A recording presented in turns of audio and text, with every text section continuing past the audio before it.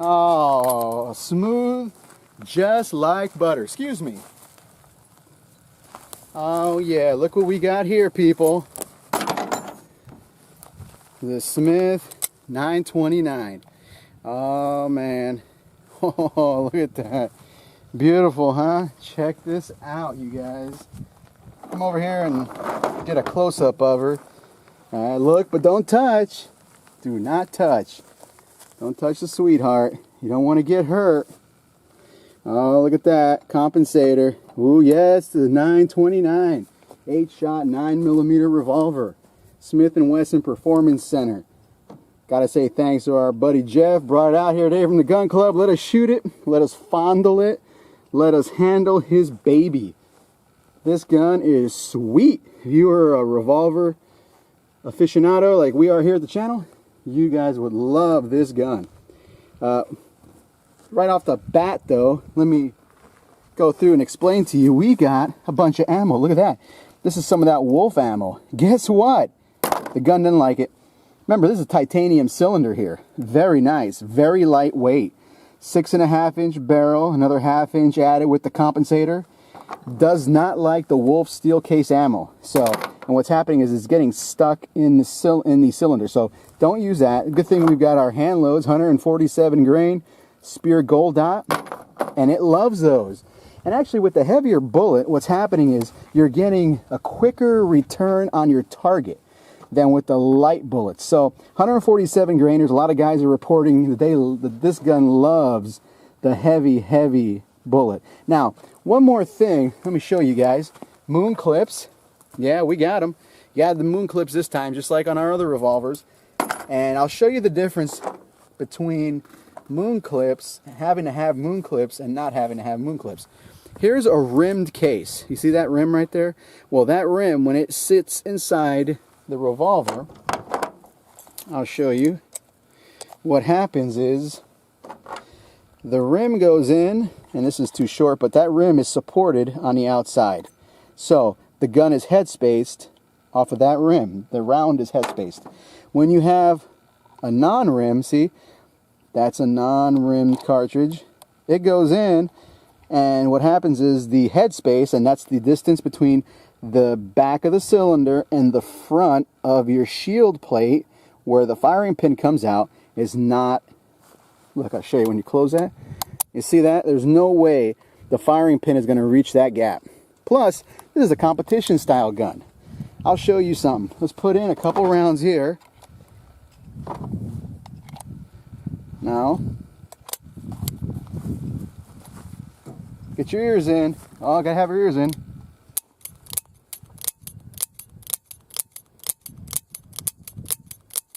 Nothing. See?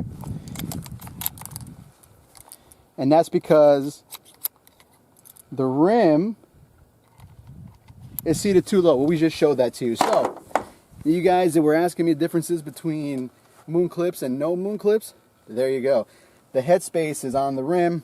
Some of the Ruger guns, the headspace is on the case mouth, which is this right here. So you have no problems. So, now that we got those little technicalities out of the way, let's do some more shooting. Actually, let's do some more showing. This gun, if you guys haven't seen it already, beautiful adjustable rear sides. Look at that. Adjustable front side. Oh, actually, you could pop that post out if you want. Very nice gun. Signed by Michalak, the master himself. And you know what? I think it's kind of weird.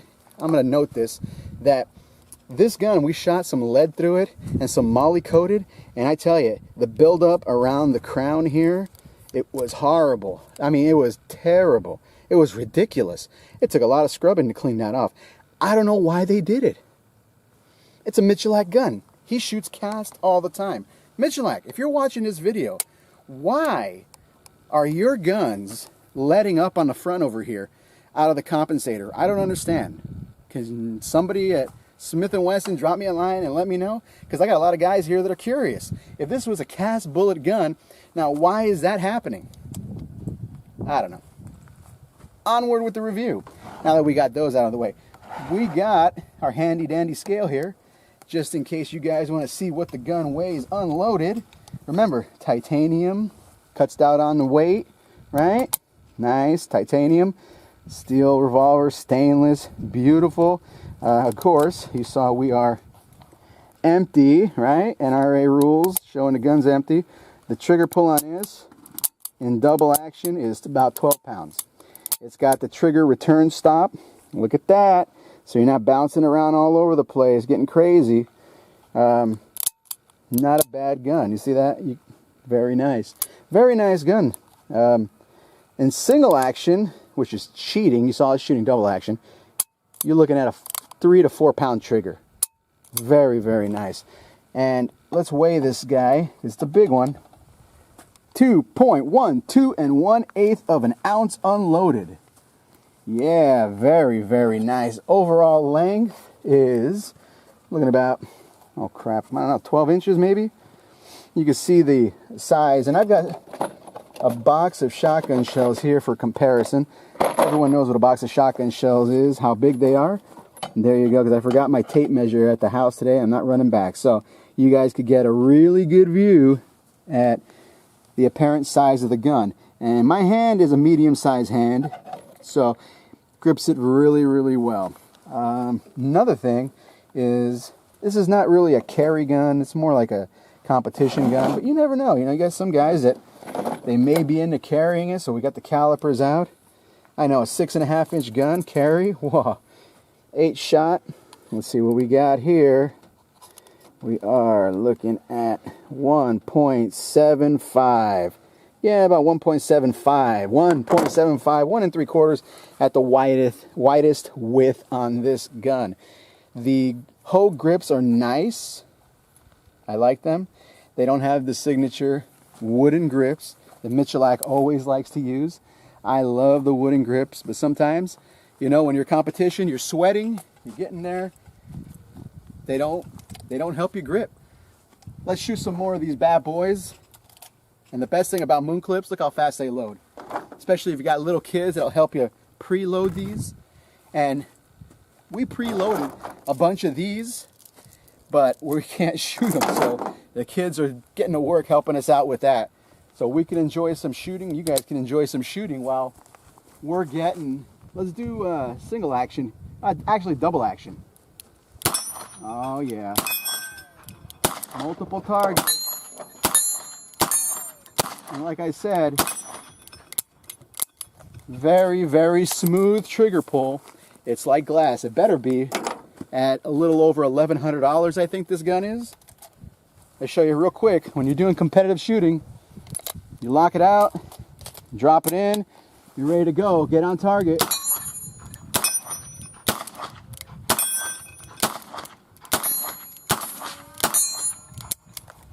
So this is the second time we've shot this gun, so if I'm shooting like crap, what can I say?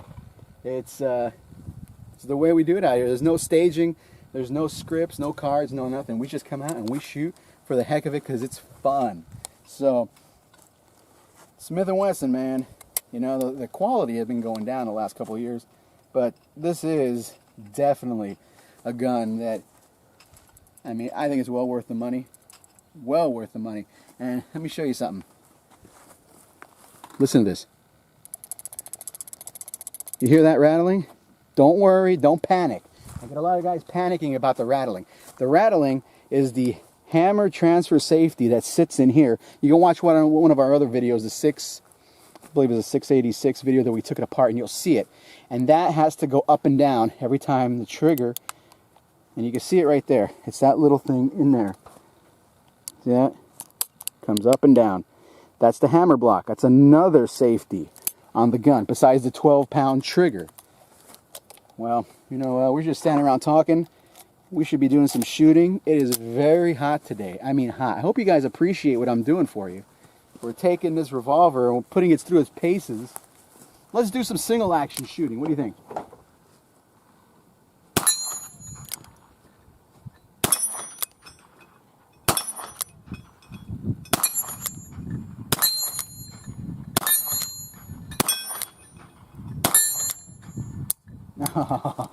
You saw that little flinch at the end, yeah? I've been squeezing too hard. And you saw I made a pivotal mistake there. When I came up, gun's empty.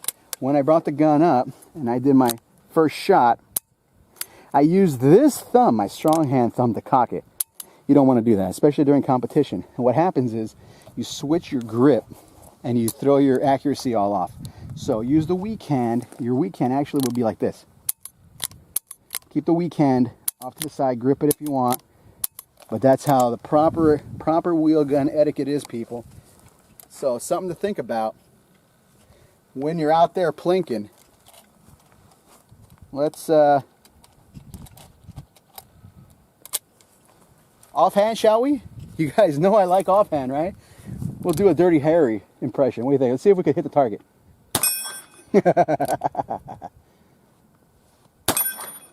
Remember, we encourage practicing.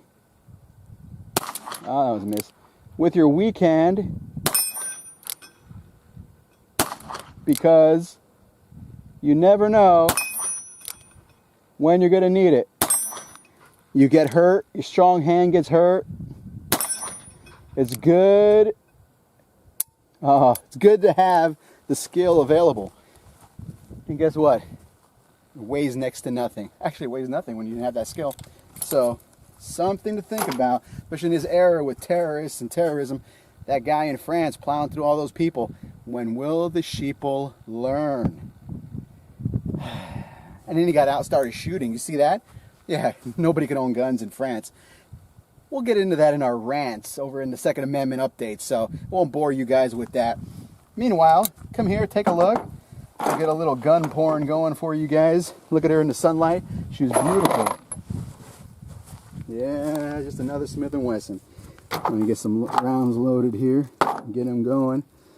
Now, some guys have reported, I think on some of the earlier models, I think it was the 986. That's the 7-round version. This is the 8-round version. The 986, in the beginning, some guys were saying that the 9x21, which is the 9x21, it's a longer case, were fitting in the cylinders. We already tested that for this, and this has no such problem. What it does have is a sweet trigger pull. Oh, look, we keep getting ammo here. This is awesome. We got the ammo fairy dropping us off. So we can just concentrate on shooting. Let's just go for quickness here. How fast we can pull the trigger. Oh, it's not Michalak fast, but remember when he's shooting it like at a 18 by 24 piece of steel at about 5 yards, you know, and I guess that works for competition, but we're not competitive shooters. We just shoot for the heck of it, you know. Tons of fun. Oh, it's getting hot. It's supposed to be over 100 today out here in the formerly great state of California, home to Ronald Reagan, if you could believe that. Now home to Gavin Newsom. Oh yeah.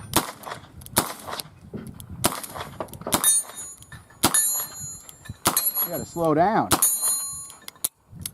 Slow down, Charlie Brown. Shooting too fast.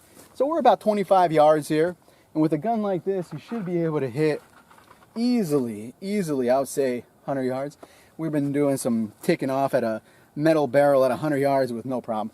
This thing right here with the 6.5-inch barrel, adjustable sights, beautiful. It's like glass. So, and it really likes the 147 grainer. Let's see if we can get some rapid shooting going on. On the target, say at about 20 yards maybe. Double action.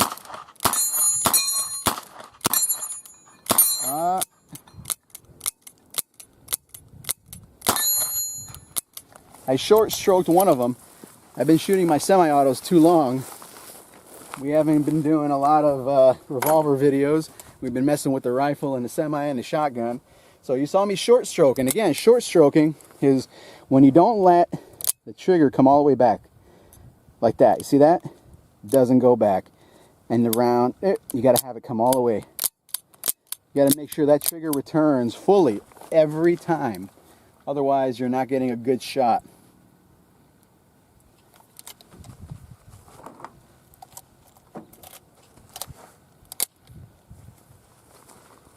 Do some single action now.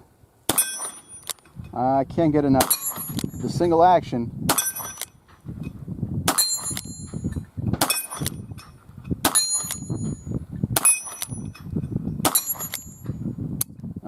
very nice. Very nice. I'm telling you guys, if you guys have a chance to sit there and pick it up, or even try to shoot it, whew, she's getting hot. She's getting very hot.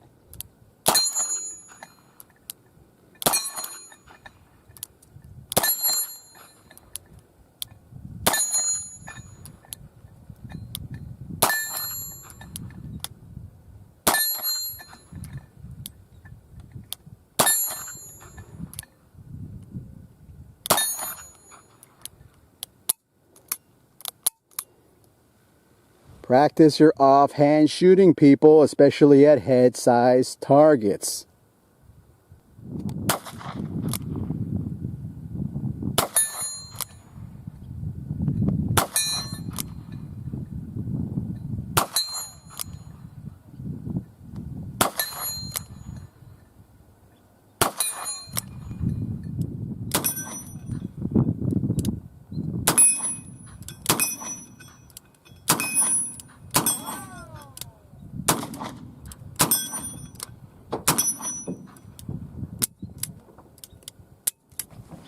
I know.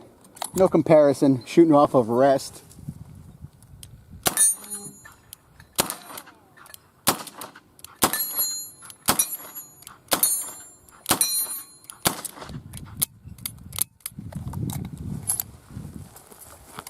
I'd lay down, but I really don't feel like getting dusty. Laying down is in our winter months. But then again, you never know when you're going to need it.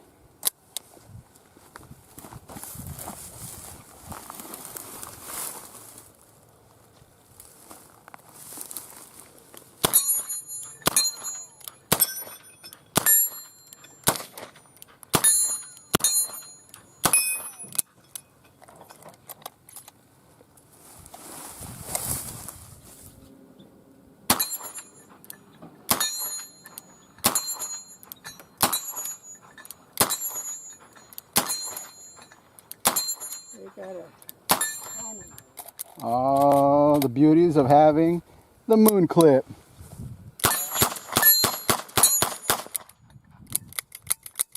It's hot. Oh man, that's the occupational hazard of shooting. Sometimes the gun gets hot. Ooh. Oh, and look how dirty you get. Oh, that's nasty, disgusting, dirty. Ooh. I'm telling you, shooting is not for the faint of heart, especially not revolvers. So, check this out. Oh, cover. Ooh, we got the baby, the G19, and ooh, she's hot, but she feels really good in the pocket. So, you're cruising down the street, not in your 6.4, but with your 9.29, right? Oh, and the threat approaches. Wild dogs.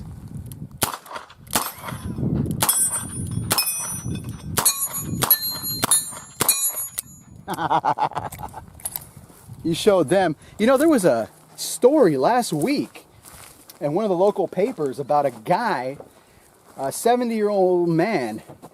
He was out running on the canals. Now, take a look at this right here. This is a canal, okay? And the canal was filled with water where he was at, okay? And I guess he was training for going on a hike or something, doing Mount Whitney, something like that. Well, he had a backpack full of weights, all right, to try to build up his endurance. 70-year-old guy. Well, the guy, they found his body in the canal. It looks like he drowned. But he's covered with dog bites. He was attacked by wild dogs, which probably drove him into the canal and he drowned. Do you believe that?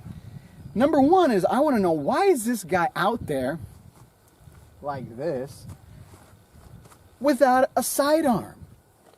Come on, people. This is what happens. If that guy would have had a gun on him, even a little 22, because, you know, the wolves, yeah, they get that wolf mentality. But the packs, these dogs that run around in packs out here, sometimes out in the country, they get that wolf mentality. You get 2 or 3 dogs up. It's happened to us. God knows it's happened to us. We'll be hunting, and all of a sudden you hear this crazy barking. Here they come across the fields, or you'll see them busting through brush, and you're like, what? You get the gun up and you get the shot off, and No more problems. And if anything, they take off. You don't have to shoot at them. You don't got to shoot them. You shoot at their feet and they turn around and run away. But yeah, those dogs get that pack mentality. And why it was pretty sad, why he was done in by a pack of dogs, and when he could have had something on him, it doesn't have to be this, well, you guys know that. He could have had something on him to protect him. It's beyond belief, especially out here where we're in a really rural area. You know, our sheriff is the best. Shout out to our sheriff. She is the best at CCWs. She hands them out because she knows the good guys. We have the cleanest record. The good guys have less of a bad record than politicians do. Yeah, you guys know I'm right on that one. Excuse me while I'm going to do a little more shooting here. Because we can. Well, at least for the moment we can. Double targets. Yeah. Well, what can be said about the gun? Sweet shooting, very accurate with heavier bullets. It was very accurate with the smaller bullets we were using too, the lighter 115 grainers. But you just cannot get enough. I cannot get enough.